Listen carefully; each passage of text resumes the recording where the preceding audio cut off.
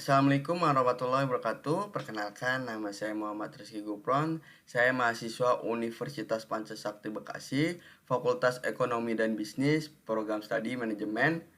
NIM saya 2892050006, semester 5. Kali ini saya ingin mengerjakan tugas UTS dengan mata kuliah budgeting dengan dosen pengampu Ibu Desi Arigawati SE AK MSI. Kali ini saya ingin membahas tentang anggaran tenaga kerja. Nah, yang pertama yaitu pengertian anggaran tenaga kerja. Anggaran tenaga kerja adalah anggaran yang merencanakan secara lebih terperinci tentang upah yang akan dibayarkan kepada tenaga kerja langsung selama periode yang akan datang. Nah, untuk menghitung anggaran biaya tenaga kerja adalah dengan mengalihkan upah yang dibayarkan dengan tarif upah tenaga kerjanya. Nah, tarif upah tenaga kerja adalah satuan yang digunakan untuk menghitung dasar penetapan pembayaran tenaga kerja. Sedangkan tenaga kerja adalah orang yang bekerja dengan mendapatkan imbalan upah atau gaji. Nah, selanjutnya yaitu istilah penting yang berkenaan dengan anggaran tenaga kerja. Yang pertama yaitu tenaga kerja intelektual. Tenaga kerja yang dalam penyelesaian pekerjaan dominan menggunakan tenaga pikiran atau menggunakan pengetahuannya, bukan didasari keterampilan seperti manajer dan staf dan analis dan lain-lainnya. Nah, yang kedua yaitu ada tenaga kerja fisik. Tenaga kerja yang dalam mengerjakan pekerjaannya dominan menggunakan tenaga fisik seperti buruh dan supir. Nah, yang ketiga yaitu ada tenaga kerja langsung atau TKL. Adalah tenaga kerja yang terlibat secara langsung dalam pengelolaan produksi. Nah, yang keempat yaitu tenaga kerja tidak langsung atau TKTL. Adalah yaitu tenaga kerja yang tidak terlibat secara langsung dalam pengelolaan produksi seperti sapam, bagian administrasi, atau personalia. Nah, yang kelima yaitu tenaga kerja langsung disebut biaya tenaga kerja langsung direct labor cost.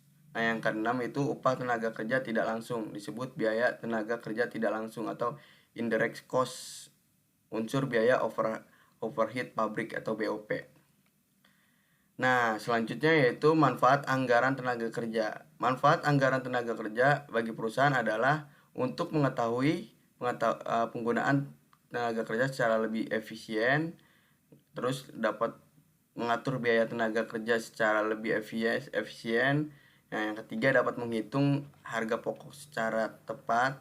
Nah, yang keempat dapat dipakai sebagai alat pengawasan biaya tenaga kerja. Nah, selanjutnya yaitu hal yang mempengaruhi penyusunan anggaran biaya tenaga kerja. Yang pertama yaitu kebutuhan tenaga kerja. Kebutuhan tenaga kerja ini seiring dan sejalan dengan telah dianggarkan dari banyaknya volume produksi, dan volume produksi itu ditentukan dari banyaknya anggaran volume penjualan. Nah, yang kedua yaitu kebutuhan teknologi yang dipergunakan dalam proses produksi, apakah dengan padat karya atau padat modal. Jika menggunakan yaitu ada dua. Yang pertama yaitu padat karya, maka akan membutuhkan banyak tenaga kerja. Yang kedua itu padat modal, maka tenaga kerja dibutuhkan relatif tidak banyak atau sedikit dibanding dengan padat karya. Nah, selanjutnya yang ketiga itu ada standar waktu kerja buruh. Nah, beberapa lama waktu yang dibutuhkan satu orang tenaga kerja buruh untuk menyelesaikan satu unit output. Nah, selanjutnya ada yang terakhir ada itu sistem pengupahan. Apakah penggunaan sistem pembayaran upah per jam, per hari, per minggu, atau per unit output yang dihasilkan, atau dengan sistem lainnya. Nah, selanjutnya itu ada tenaga kerja langsung atau direct labor, yaitu tenaga kerja secara langsung berperan dalam proses produksi atau produk yang dihasilkan. Sifat tenaga kerja langsung yaitu ada terbagi yang ketiga. Yang pertama itu besar kecilnya biaya sangat tergantung pada tingkat kegiatan produksi. Yang kedua merupakan biaya variabel. Yang ketiga ada merupakan tenaga kerja yang kegiatannya langsung dapat dihubungkan dengan produk akhir atau terutama dalam penentuan harga pokok. Nah, tenaga kerja tidak langsung yaitu disebut indirect labor, yaitu tenaga kerja yang secara tidak langsung berperan dalam proses produksi dan biaya biayanya dikaitkan dengan biaya overhead pabrik. Nah, sifat tenaga kerja tidak langsung yaitu yang pertama ada besar kecilnya biaya tidak tergantung pada tingkat kegiatan produksi. Yang kedua ada merupakan biaya semi fixed dan semi variable, artinya biaya ini mengalami perubahan tetapi tidak sebanding dengan tingkat perubahan kegiatan produksi. Nah, yang terakhir ada tempat kerja tenaga kerja tidak langsung, ini tidak harus di dalam pabrik tetapi dapat di luar pabrik. Nah, penyusunan anggaran tenaga kerja dapat dipisahkan menjadi dua macam anggaran, yaitu yang pertama ada anggaran jam kerja langsung, yang kedua ada anggaran biaya buruh langsung. Nah, selanjutnya ada teknik anggaran tenaga kerja. Di sini yang pertama kita ini contoh rumusnya yang pertama menghitung jam kerja standar tenaga kerja langsung atau TKL dengan rumus jam kerja sama dengan kuantitas dikali jam standar TKL. Yang kedua adalah menghitung anggaran biaya berdasarkan total jam kerja atau hari kerja. Nah, rumusnya yaitu anggaran biaya TKL sama dengan jam kerja standar dikali tarif upah standar. Nah, yang ketiga ada menghitung anggaran berdasarkan unit produk. Jika pembayaran tenaga kerja ditetapkan berdasarkan unit produksi yang dihasilkan, maka tinggal menghitung tarif upah per unit produknya, dikalikan dengan volume produksi total. Hasil perkalian tersebut merupakan biaya tenaga kerja total dalam periode tersebut. Nah, teman-teman di sini bisa melihat simulasi contoh soal ya. Di sini PT Berkas selalu membuat suatu anggaran. Teman-teman bisa lihat tabelnya. Di sini ada yang pertama ada rencana produksi. Nah, teman-teman bisa lihat triwulan ini terbagi menjadi 4.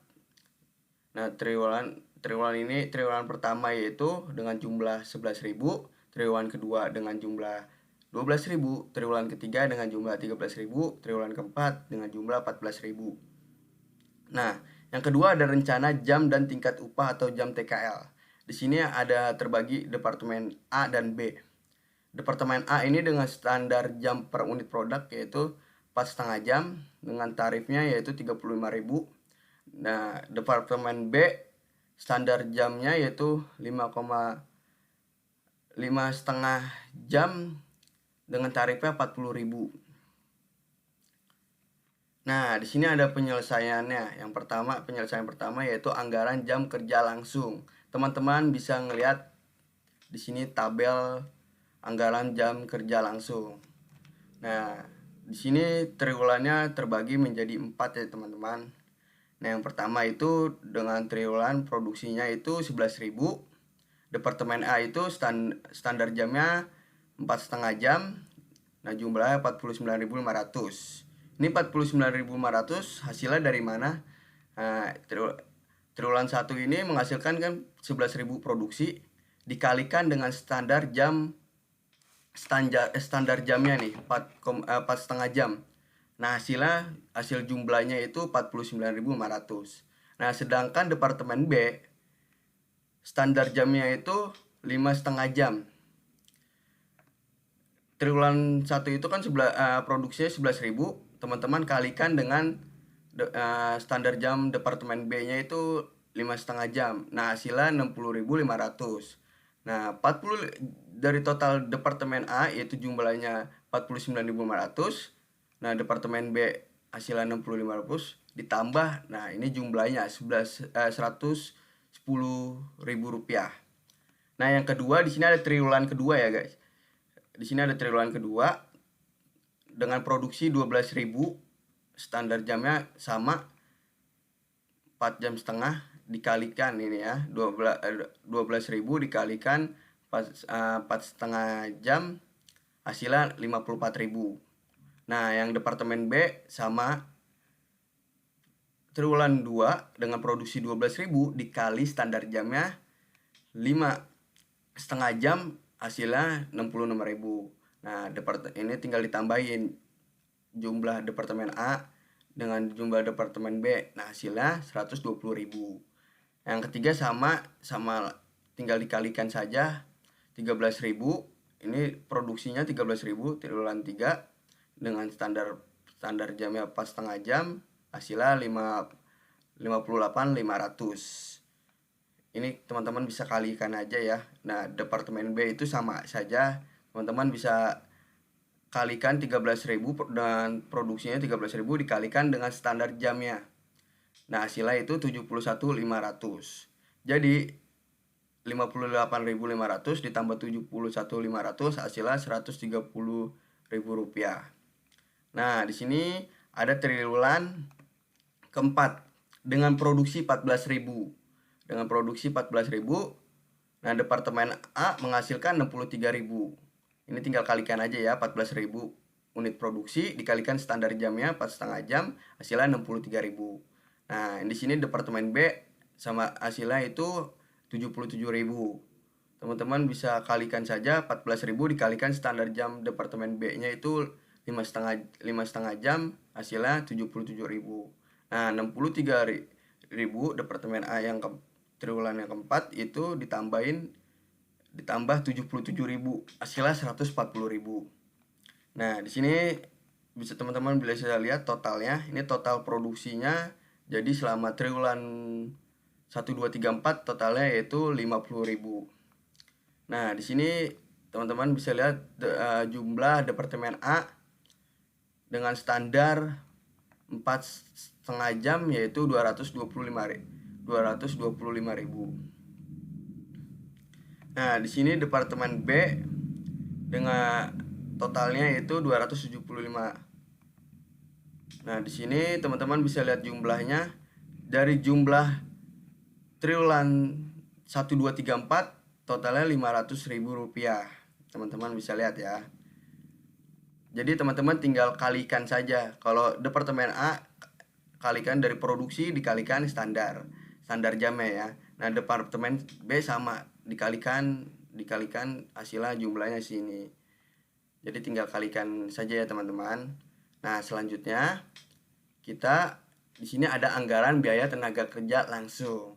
Nah, di sini teman bisa lihat lagi ya, lihat tabelnya. Ini udah ada totalnya. Nah, sekarang kita tinggal hitungnya. Gimana cara ngitungnya? Nah, cara ngitungnya di sini ada jam, upah, jumlah. Nah, departemen A dengan jam 49.500 dengan upah 35.000 hasilnya 1.732.500.000. Hasilnya kok banyak banget, ini dari mana? Hasilnya itu teman-teman bisa dari kalikan saja jam kali upah. Jadi triwulan 1 ini 49.500 dikali 35.000 ya benar, sama dengan 1.732.500.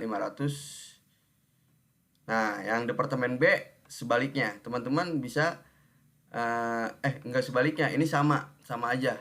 60.500 dikalikan 40.000 hasilnya 2.420.000.000.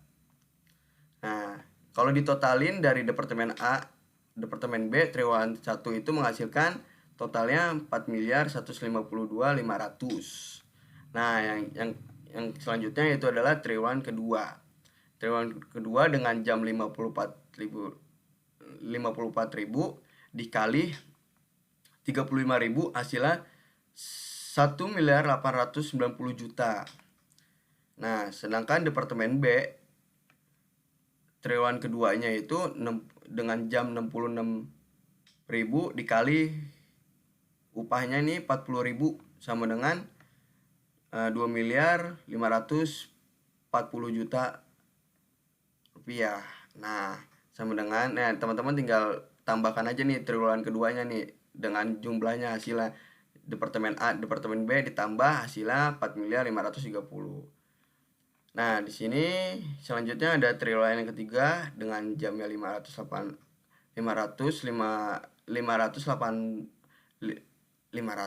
Ini dengan triwulan ketiga 58.500 dikali 35.000. Nah, hasilnya yaitu 2.047.500.000. Nah, kalau departemen B hasilnya 2.860.000.000. Ini tinggal kalian aja 271.500 dikali 40. Jadi jam dikali upah ya, guys. Nah, itu hasilnya. Nah, di sini tinggal totalnya 4.999.000.000. 907.500. Nah, yang keempat ini ada triwulan keempat ya guys. Di sini ada 63 ribu. Nah, sama kayak tadi jam dikali upah. Jadi 63.000 dikali 35.000. Hasilnya 2.205 juta. Nah, kalau Departemen B yang triwulan yang keempat 77.000 dikali 40.000 sama dengan 3.080 juta rupiah. Nah, hasilnya 5.285 juta rupiah. Nah, di sini teman-teman totalnya. Ini total jamnya dari triwulan 1 2 3 4. Totalnya yaitu 225. Nah, di sini ada jumlah Departemen A. Jumlah Departemen A totalnya itu 7.875 juta rupiah. Nah, kalau sedangkan Departemen B yaitu jamnya itu 275. Nah, jumlahnya itu 11 miliar. Total keseluruhan Departemen A ditambah Departemen B hasilnya ini guys, 18.875 juta. Nah, sekian, saya Muhammad Rizky Gufron. Maaf jika ada kata-kata yang salah. Wassalamualaikum warahmatullahi wabarakatuh.